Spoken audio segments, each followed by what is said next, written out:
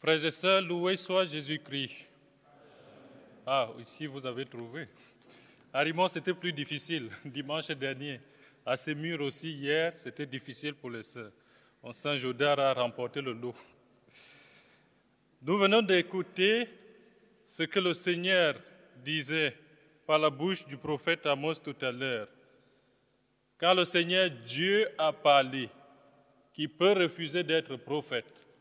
C'est un peu trop osé de commencer le midi de cette façon, mais nous allons essayer de faire œuvre de prophète en essayant de méditer ces quelques lectures qui nous sont données alors que nous célébrons justement la mémoire des premiers martyrs de Rome.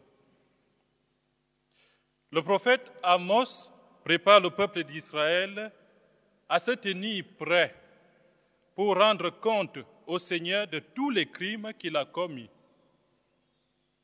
Et le principal crime du peuple d'Israël est celui de l'oubli, du manque de reconnaissance et d'action de grâce pour toutes les œuvres merveilleuses que Dieu a réalisées pour lui.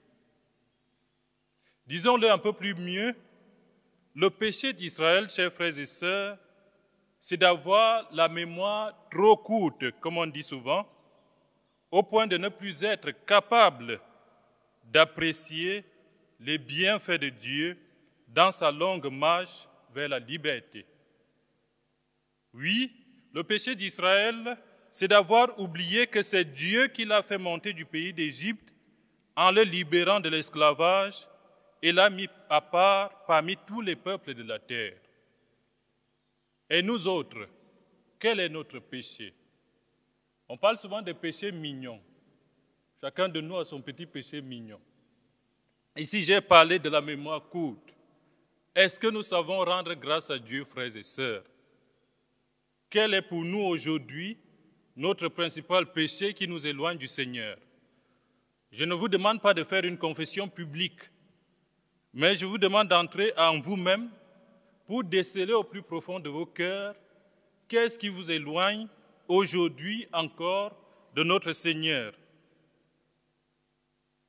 Est-ce que nous faisons encore mémoire des œuvres merveilleuses que Dieu réalise pour nous? Quand on a eu la retraite pour les ordinations, le Père a insisté sur ce fait, faire mémoire, savoir rendre grâce à Dieu. Et nous, souvent, nous ne savons pas le faire assez, nous ne le faisons pas assez. Lorsque la mer, par exemple, devient agitée autour de nous, lorsque le vent, à cause de sa violence, commence à faire chavirer la barque, ou encore quand les épreuves nous submergent au point de tout chambouler et de mettre, je dirais, du bazar dans nos projets, voire même dans notre vocation, mes frères, avons-nous le courage, comme les disciples, de réveiller au moins le Seigneur, toujours présent dans la barque? Il est toujours là. Mais avons-nous le courage de le réveiller pour lui crier notre désarroi? Quand nous traversons toutes sortes d'épreuves, que faisons-nous? Allons-nous commencer à murmurer ou à parler mal les uns des autres? Ou est-ce que nous faisons? Nous prenons le risque de faire comme les disciples, de sortir le Seigneur de sa sieste. Parce que là, Jésus faisait sa sieste. Et ce n'est pas toujours évident d'aller frapper à la porte de votre frère quand il fait sa petite sieste, surtout en début d'après-midi. Je suis sûr que le Seigneur ici, voilà, heureusement qu'il est Seigneur. Parce que nous, ça allait être autre chose. Peut-être on se serait tellement fâché qu'on aurait même renversé la barque. Mais ici, les disciples vont prendre la peine de déranger notre Seigneur, de le réveiller, de crier vers lui. Est-ce que notre peu de foi nous permet encore de discerner, même dans le clair-obscur des événements quotidiens de notre vie, la présence certes discrète et cachée, mais bien réelle de Dieu? Quand nous traversons des nuits dans la foi, frères et sœurs, quand nous avons des difficultés, vers qui nous tournons-nous? Certains me diront, on va voir le psychologue, le psychiatre, le frère qui est expert en la matière. C'est bien. Si on a des réels problèmes, faut nous faire consulter. Ça fait du bien. Mais plus profondément, il faut savoir se tourner vers Dieu. Les disciples ont été témoins de la guérison miraculeuse du lépreux par Jésus. Ils ont même été témoins d'une guérison à distance, opérée par Jésus devant l'admirable expression de foi d'un centurion païen. Chez Pierre, ils ont été témoins oculaires de la guérison de sa belle-mère terrassée par la fièvre. Le début de ce chapitre que nous venons d'écouter commence par ces miracles. Et les disciples ont assisté à tous ces miracles. Pourtant, il n'a pas fallu longtemps, pas davantage la durée nécessaire, comme je disais tout à l'heure, d'une brève sieste de Jésus dans la barque, pour que ces mêmes disciples qui ont vu de leurs yeux les miracles opérés par Jésus, face à l'agitation de la mer, que ces disciples oublient toutes les œuvres merveilleuses accomplies par Jésus et ce dont ils pouvaient être capables plus tard. Et c'est ce que Osée, d'une certaine manière, dans la première lecture, reproche au peuple d'Israël. C'est ce que peut-être aujourd'hui le Seigneur nous reproche à nous aussi. Faire mémoire du Seigneur. Revoir notre vie passée, revoir notre vie de vocation. Pour les couples, revoir par où nous avons commencé quand une épreuve survient. Relire notre vie. On parlera aujourd'hui des premiers amours dans le couple. Quand est-ce que nous nous sommes rencontrés? Quand ça éclate, on oublie même qu'il y avait des roses par le passé. On oublie, c'est des épines qu'on voit. Et nous, religieux, il faudrait revoir notre premier jour, quand on a été attirés au point d'oublier tout le reste. Au point d'oublier tout le reste. Même quand on nous disait à la maison, est-ce que tu ne veux pas t'engager à autre chose, dans une autre vocation? On disait non. Jésus ou rien, comme disait le cardinal Sarah dans son livre, Dieu ou rien.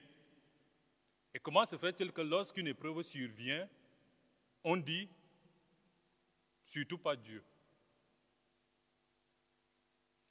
Si leur mérite a consisté à abréger la sieste de Jésus pour mendier son secours, je trouve là leur mérite des disciples. Même si on pourrait critiquer en disant, mais pourquoi il réveille notre Seigneur? Moi, je vois dans ce réveil des disciples le mérite des disciples.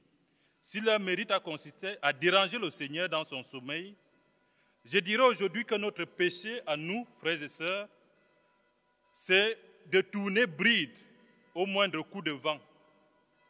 Ou lorsque nous percevons une petite vague se lever à l'horizon, de tourner le dos à notre Seigneur Jésus. Notre péché aujourd'hui, c'est de ne plus être en mesure de discerner la présence de Jésus là, au milieu de nous. Et de demeurer muets lorsque la peur, l'angoisse ou le désespoir s'emparent de nous. Voilà notre péché. C'est le mutisme spirituel. Nous restons muets, on dit on ne veut pas déranger le Seigneur. Mais si, il faut le déranger. Il faut déranger le Seigneur. Il n'attend que cela. Il faut appeler au secours quand tout ne va pas. Il faut crier vers le Seigneur. Il faut même, je me souviens dans cette chapelle, il y a quelques années, je devais être en première année, je ne citerai pas quel frère. Je m'étais levé dans la nuit pour venir prier ici. C'était autour de minuit. Je suis entré par cette porte. Et en entrant par cette porte au fond, j'entends quelqu'un murmurer dans la chapelle. Le frère est présent dans la chapelle. Et le frère était devant là. Il avait le doigt pointé contre Jésus et il grondait Jésus. Dans la nuit, à minuit, ce frère ne m'a pas vu parce que je me suis assis derrière. Mais il grondait Jésus parce que Jésus n'osait pas exaucer les prières. Il intercédait pour plusieurs personnes et Jésus semblait ne pas exaucer. Et le frère était là debout et grondait Jésus là. Ça, c'est une expérience qui m'a marqué. Et j'ai dit, voilà la foi. C'est d'avoir le courage d'arriver là et de dire à Jésus, je n'en peux plus, réveille-toi. Et là, les disciples l'ont fait. Et nous aussi, nous sommes appelés à le faire au quotidien. Nous sommes appelés, comme disait hier l'apôtre Paul, à mener le bon combat, à mener une bonne lutte, à courir jusqu'au terme. Si nous signons forfait en chemin, on a tout perdu. On ne gagne pas la couronne de justice en abandonnant la course. On ne gagne pas la couronne de gloire en lâchant prise. On gagne en tenant jusqu'au bout. Et nous, aujourd'hui, nous devons tenir, chers frères et sœurs. Pour nous qui sommes encore en formation, pour des couples qui sont là présents, il faut tenir jusqu'au bout et dire à Jésus, quand il semble dormir, réveille-toi, tout va mal. Et notre prière aujourd'hui dans notre monde désemparé, ce serait de dire au Seigneur, réveille-toi, ça ne va plus. Chaque lutte a ses règles. Quand vous devez analyser un texte philosophique, j'imagine le doyen vous dit, il faut suivre telle argumentation, sinon vous êtes hors sujet. De même pour notre vie religieuse, il y a des règles pour la lutte.